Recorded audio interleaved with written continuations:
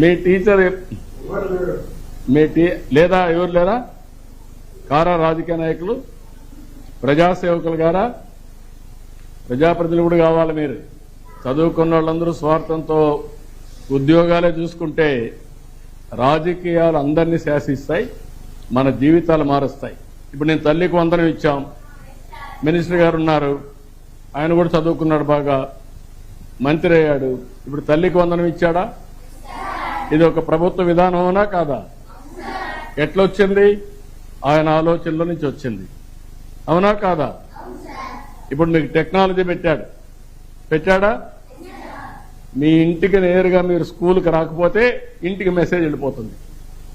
10 గంటల school start అయితే 10:30కు మీ అమ్మ నాన్నకి మెసేజ్ వెళ్ళిపోతుంది.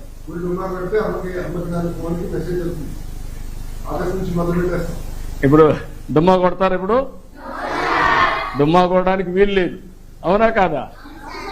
అది I wish all the best, good luck.